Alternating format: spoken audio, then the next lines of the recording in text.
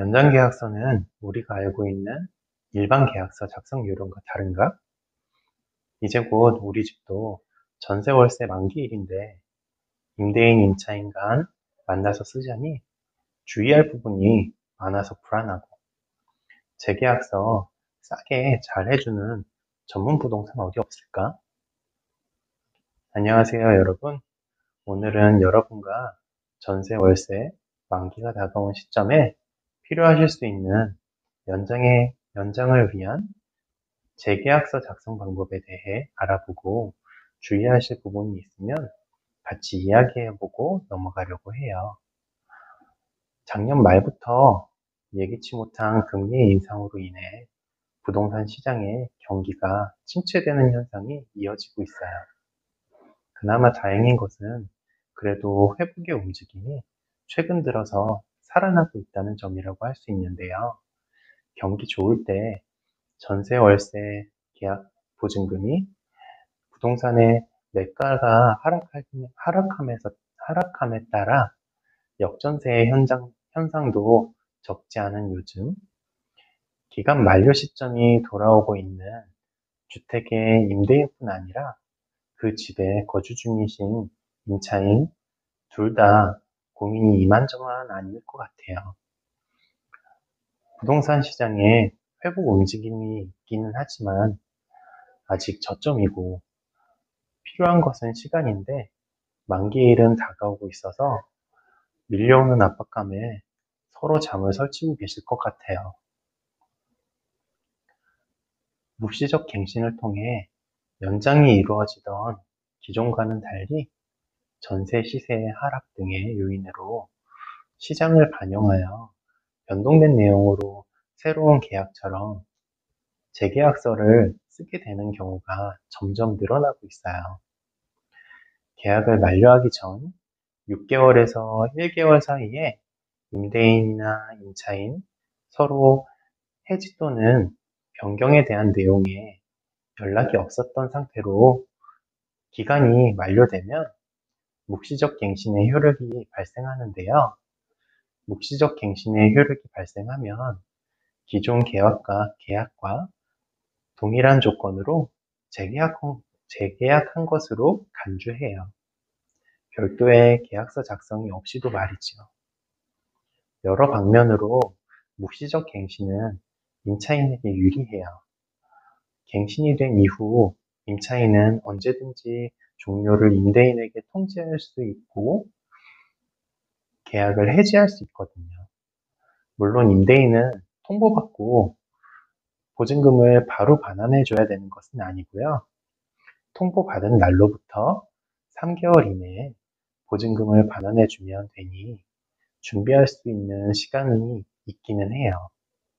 임차인이 계약 기간이 지나고 나서 퇴실하는 것으로 간주하기 때문에 중개보수 또한 임대인이 새 임차인을 맞추면서 부담해야 하는 거죠. 이런 임대인의 불리함 때문에 임대인 입장에서는 보통 재계약서를 작성해서 계약 기간 동안 많은 보장을 받을 수 있기를 원하죠. 이에 반해 월세는 금리 인상과 크게 관련 없다 할 수 있을 정도로 영향을 받지 않고 있다 보니 이 기회를 통해 여유 있으신 임대인들은 월세로 아예 전환을 해버리는 경우도 점차 늘어나는 현상이 이어지고 있는 움직임이고요. 재계약 작성 방법이라고 해서 일반 계약서 쓰는 방법과 크게 차이가 있는 것은 아니에요. 단지 계약 기간의 변경과 잔금일을 만료일에 맞춰서 서로 차액을 지불하는 것으로 기재하는 것. 딱 이 두 가지가 요점이라고 할 수 있겠네요. 다만 계약서를 쓸 때 유의할 점이 있어요. 새로 계약한다는 마음을 가질 필요가 있죠. 무슨 얘기냐면 등기부등본상에 후순위의 근저당 및 제한 물건이 있는지 반드시 확인하셔야 해요. 새로운 계약서에 확정일자를 받을 경우 대항력은 아직 개정되기 전이기 때문에 다음날 0시에 생겨요. 개정돼서 당장 생긴다고 해도 지금 상황이 달라지지는 않죠. 선순위였던 임대차가 순위에서 밀릴 가능성이 있다는 점은 반드시 확인하시고 진행하셔야 함을 잊지 않으셨으면 좋겠어요. 많은 분들이 궁금해하실 것 같은 부분인 연장 시에도 재계약서를 작성하려면 비용이 발생한다는 이야기를 해보려고 해요. 당연히 집주인과 세입자 둘이 만나서 직접 거래도 가능하죠. 비용 또한 커피 전문점에서 만난다면 커피값 정도? 하지만 어느 한쪽에서 계약서 작성을 준비하셔서 만나게 될 텐데요. 준비한 본인에게 유리한 방향으로 특약사항을 작성했을 우려도 있어요. 그렇기 때문에 쌍방협의보다는 중개사무소에 의뢰하셔서 안전하게 진행하시길 추천드리고 있고요. 추가적으로 대출 연장 시에는 부동산 명판이 들어간 계약서만 필요하니 참고해 주시고요. 원칙적으로는 재계약서를 작성한다고 해도 중개사무소에서는 중개요율표상 보수의 전액을 청구할 수 있어요. 실제로 간단하고 단순한 작업이기 때문에 이는 불합리하다고 생각하실 수 있지만 최근 시끄러웠던 전세 사기를 떠올려 보신다면 정부에서도 공인중개사에게 일부 책임이 있다고 전가시키겠다고 하는 소식을 들으셨을 거예요.